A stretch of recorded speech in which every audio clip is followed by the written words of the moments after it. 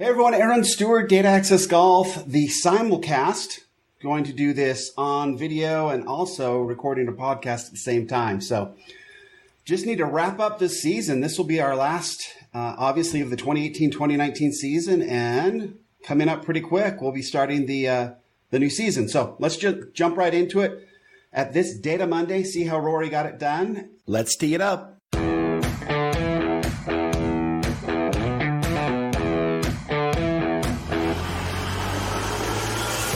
Welcome to Data Access Golf, your home for rapid golf improvement.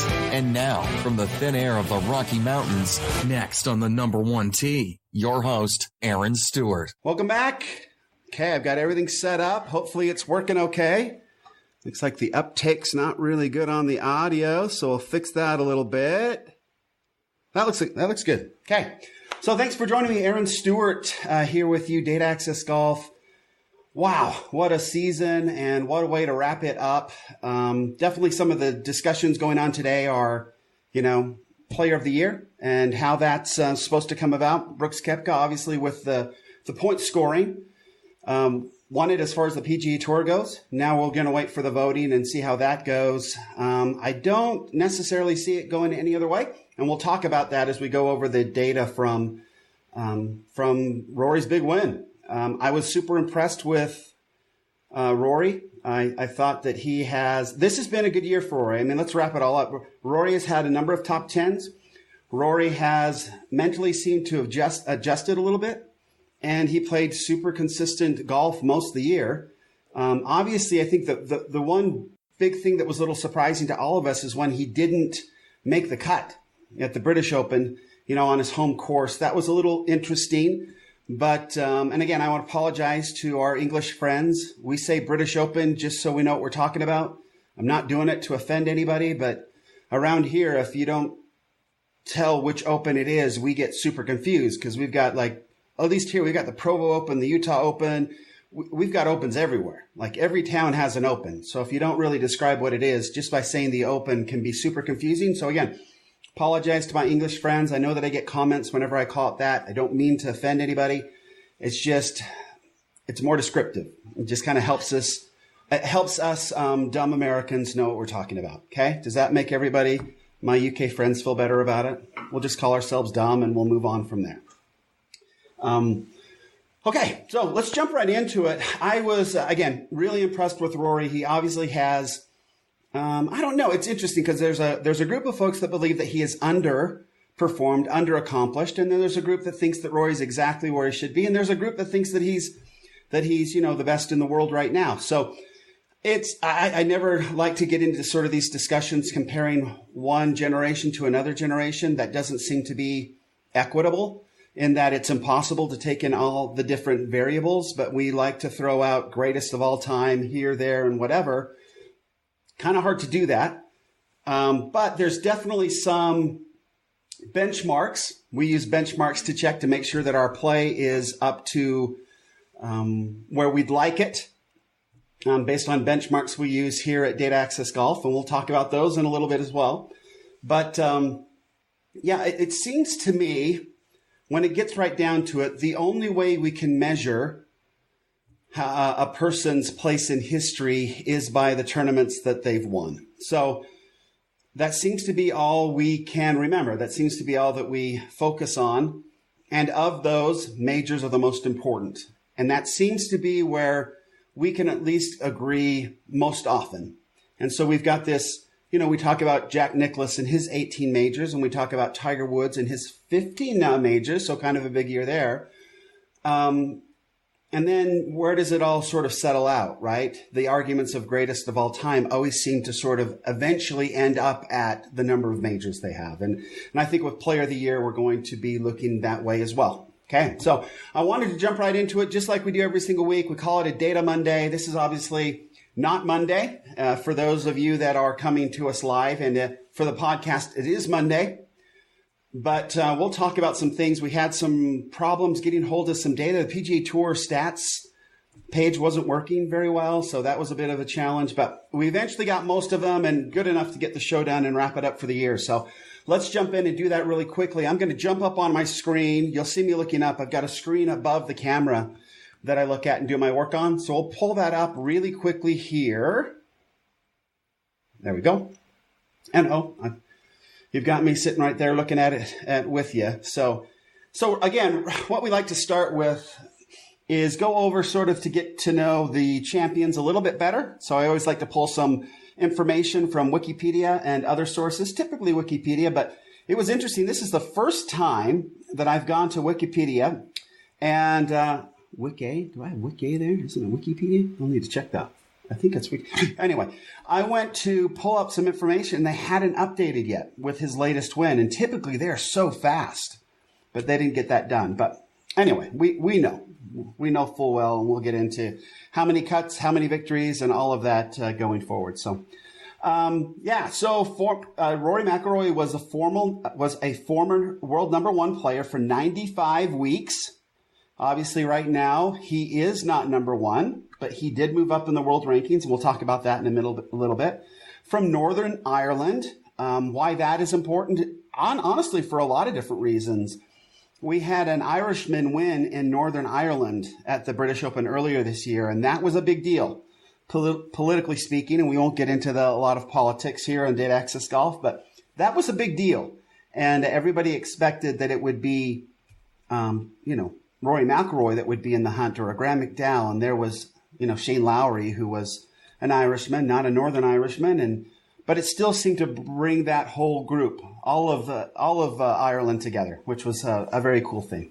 Okay, Rory is one of only 4 players to win 3 majors by the age of 25, joining the likes of Jack Nicklaus, Tiger Woods, and Jordan Spieth.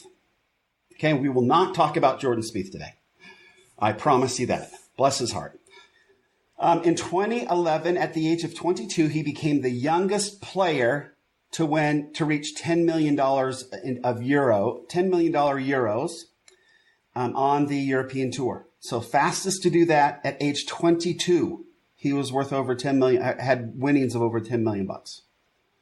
Euros are worth more than bucks right now. So, and then in 2012, he did the same thing, went over 10 million in career earnings on the PGA Tour. So at the age of 23. So very accomplished and very wealthy from a very early age. And he's one of those child prodigies. Like we saw Tiger Woods on the Bob Hope show when he was very little. And then there's that show over in Britain of Rory, very little, swinging a golf club. I think he's wearing a Nike hat, something like that, which he wears now. So very interesting how that's worked out, right? These child prodigies have kind of come up and embraced it. And I think that when you look at, and this is something I've thought about all week, when you look at like a Rory McIlroy, a Tiger Woods, a Michelle Wie, you look at some of these folks that were sort of, handed a label as kids to grow up and be spectacular in their sport. Each one of them's handled it a little bit differently. You even look at like a Lydia Ko now, and it's just sort of interesting to see how they figure out their way and if it works out and if it doesn't. And you see kind of a Rory McIlroy, Tiger Woods kind of more similar now than I think that I've seen them in previously, and especially if Rory can get back to winning majors. And then you look at like a Michelle Wie and a Lydia Ko and some other young golfers and see how they're kind of, it's interesting. It's a definitely interesting conversation, but obviously not one to have this day. And then Rory, with his big victory at the FedEx Cup, became the only other player to win 2 FedEx Cups, joining Tiger Woods, which is, in the game of golf, never bad company. Okay, so what did that do for our champion? Well, it took Rory McIlroy in the world golf rankings from number 3 to number 2, so not a big jump for him, but he started the year at 8th. So a very good year for Rory McIlroy. Obviously, the world golf rankings are over a 2-year period. So to move up 6 spots, and it gets very difficult when you get to the top. So to move up 6 spots over the course of the year is really quite well done. He had a very, very good year to get that done. And obviously in the FedEx Cup rankings, he went from number 5 all the way up and won it. His goal entering into the week, which I thought was super fascinating, his goal was to win it outright. He didn't want to rely on, strokes. He wanted to overcome the strokes that Justin Thomas had and everybody else had. He just wanted to win it outright.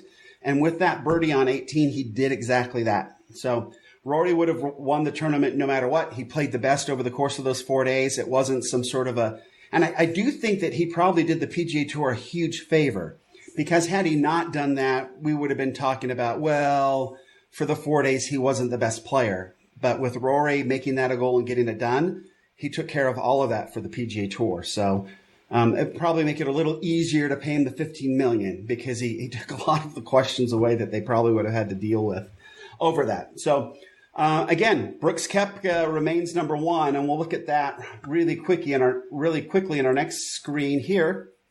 So you see that Brooks Koepka now still has a considerable lead on Rory McIlroy for number one in the world.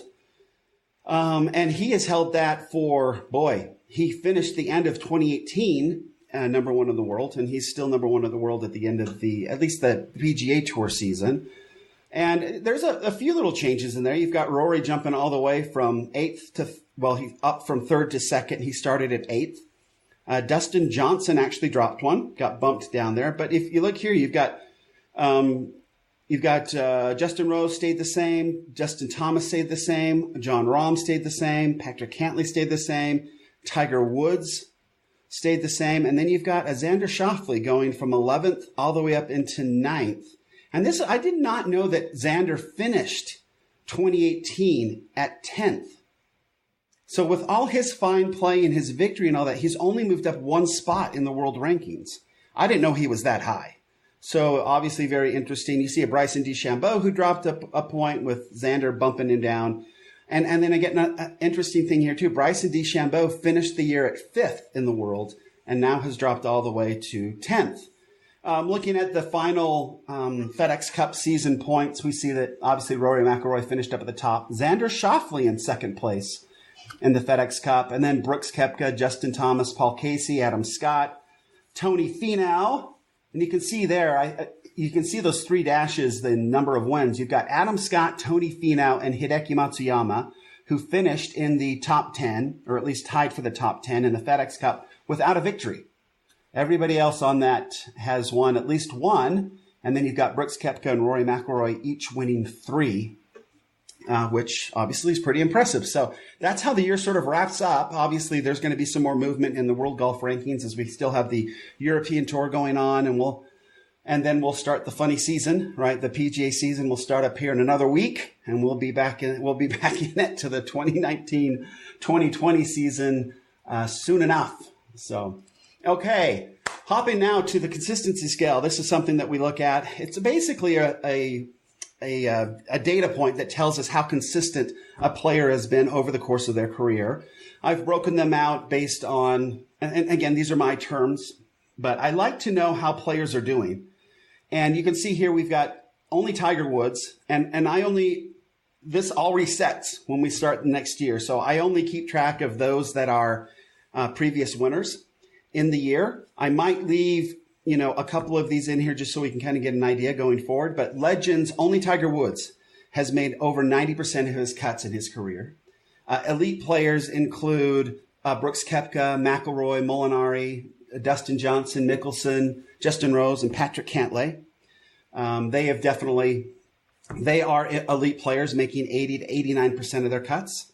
Solid players make 70, 79 players of the top. These are guys that are been on the PGA Tour typically for a long time, know how to get the job done and get the wins done.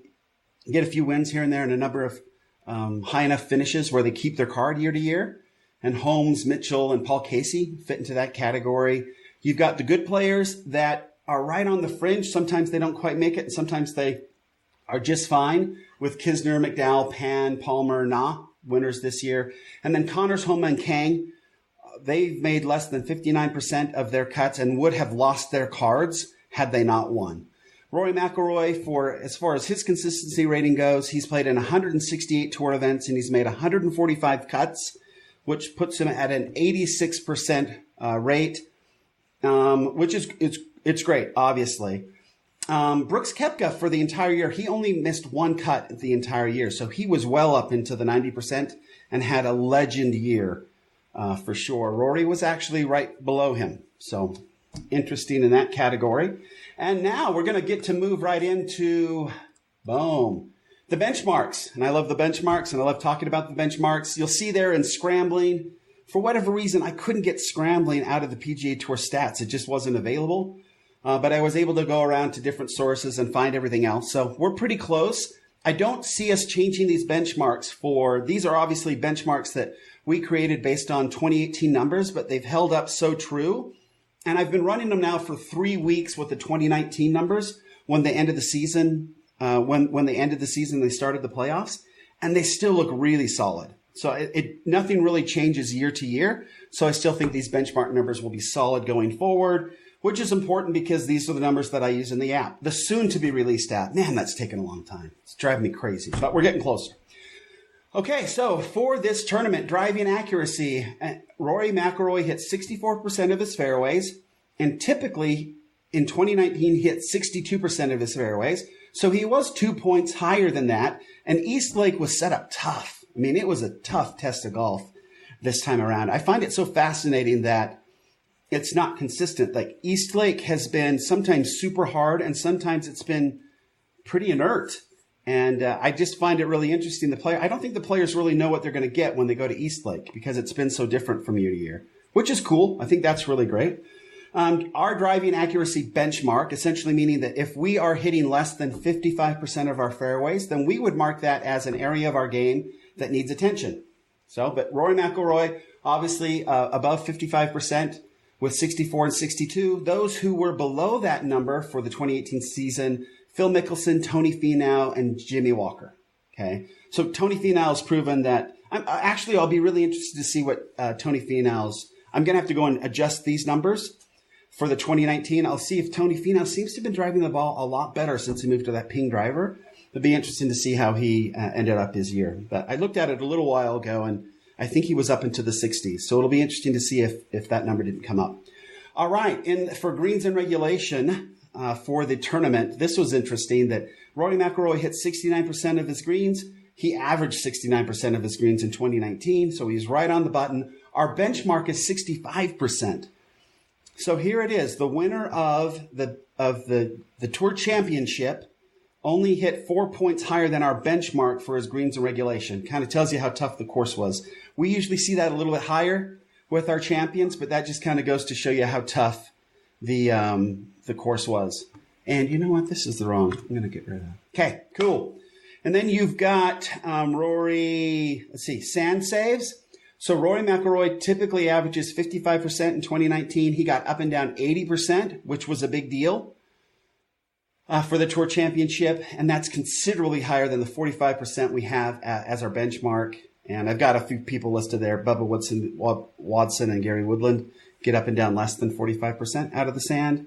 His strokes gained putting was only slightly better than his tour average, the 2019 average of 0.425, only 0.5451. So we have seen, like last week, Justin Thomas won that tournament with some really hot putting. That wasn't the case with Rory McIlroy. He did not. He putted what he normally does, and he didn't win every single week.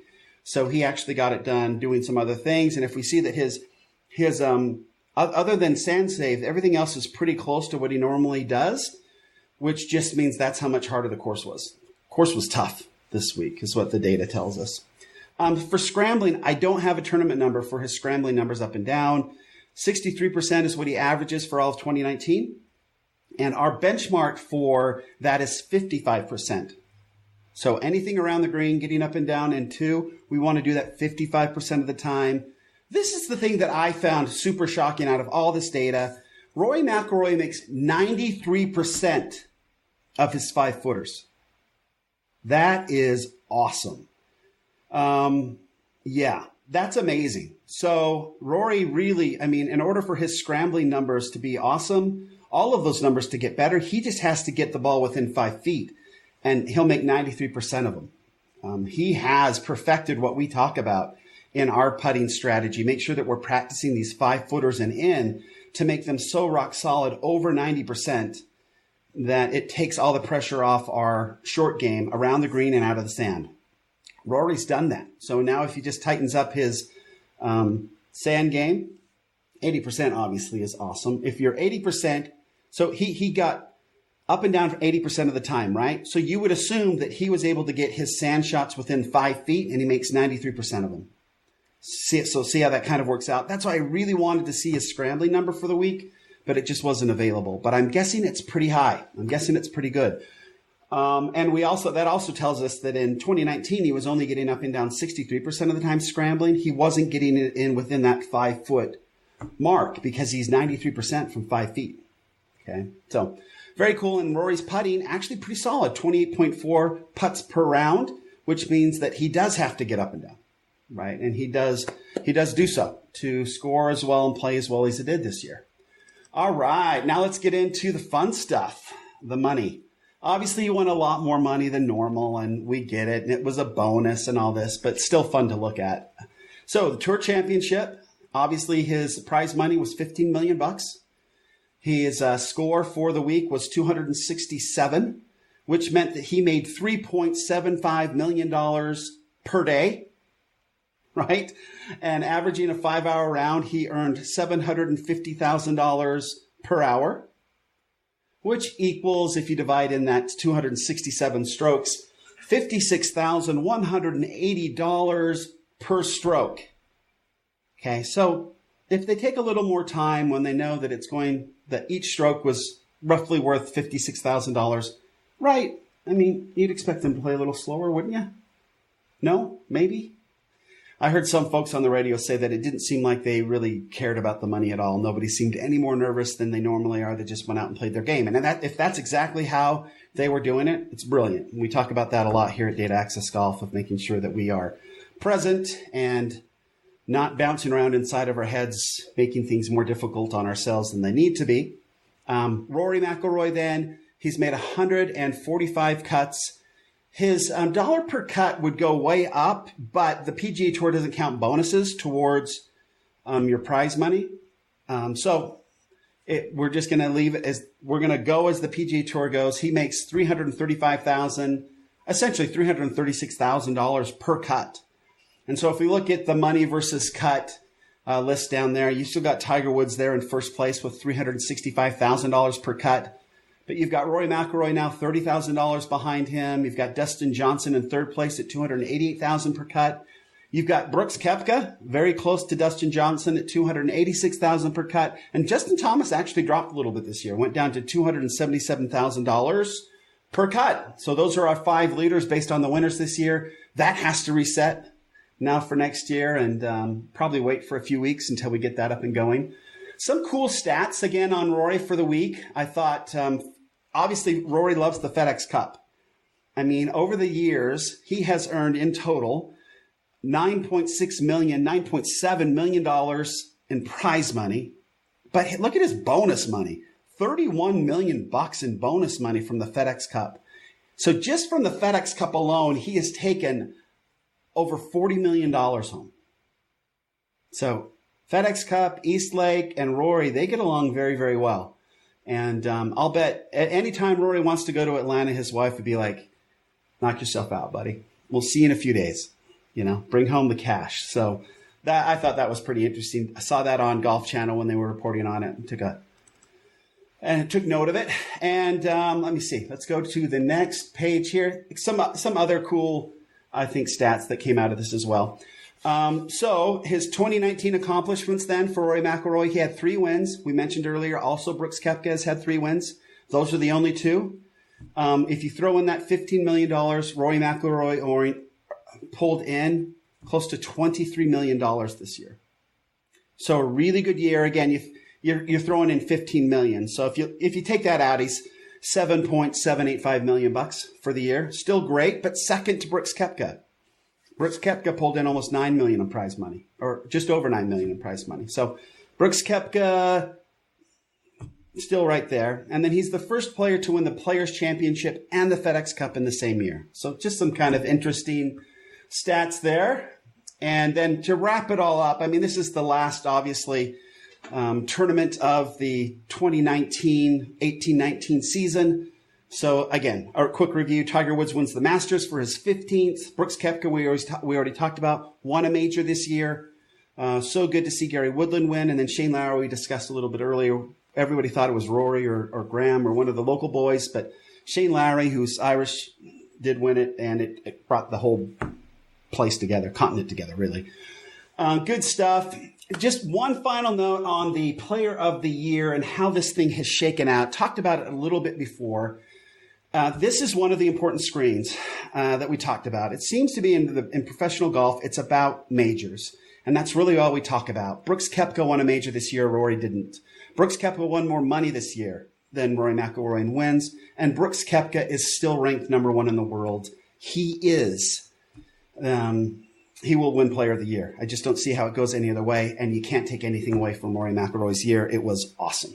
Okay, so that is a wrap on Data Mondays for this 2018-2019 Data Access Golf podcast season. We'll be back again in a couple of weeks to start again on the new season. I'm really looking forward to it. Until next time, this is Aaron Stewart saying, please remember, better data always means better golf. Thanks. Thanks for listening to Data Access Golf with Aaron Stewart. Check us out online at dataaccessgolf.com, and we'll see you on the next episode.